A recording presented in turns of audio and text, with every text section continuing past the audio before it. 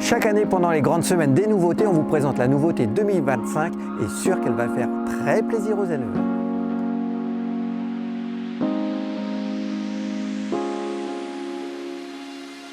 Bonjour Grégoire. Bonjour. Des nouveautés cette année, je crois, lors de cette grande semaine CSO et Hunter.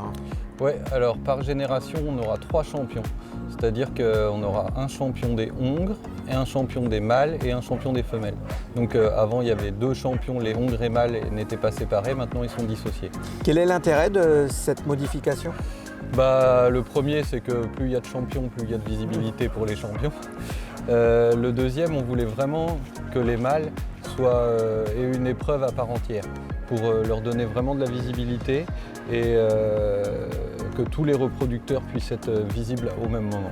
Et c'est vrai que pour les spectateurs, autant les éleveurs, les cavaliers, les étalonniers, on avait toujours un peu de mal à savoir quand est-ce qu'ils allaient passer, on pouvait en rater un, alors que là ils ont une épreuve qui leur est entièrement dédiée et on va tous les voir en même temps. C'est important pour le commerce aussi parce qu'il y a toujours cette finalité Oui, aussi. oui, très important. Et puis après, même pour les juges, c'est plus facile de les noter quand ils sont tous ensemble.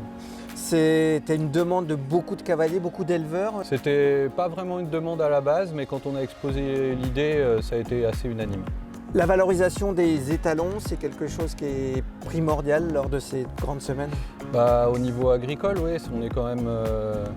Les reproducteurs, c'est très important, même autant les mâles que les juments.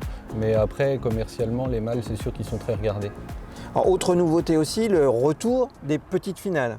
Oui, alors comme on a un terrain supplémentaire, le grand parquet, ça nous donnait un petit peu plus de temps, de créneaux horaires. Et c'est vrai que les petites finales, un cheval qui fait 4 points, qui ne va pas en finale, il peut être très très bon, il peut être presque le meilleur.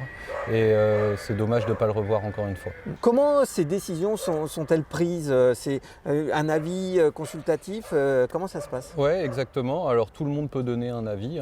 Si quelqu'un a une idée, il peut tout à fait venir voir quelqu'un de la SHF et exposer ses idées. Après, il y a une commission pour ça, il y a la commission de CSO. Et ensuite qui propose des choses et qui sont ensuite votées en conseil d'administration à la SHF. Vous en attendez quoi de cette grande semaine ?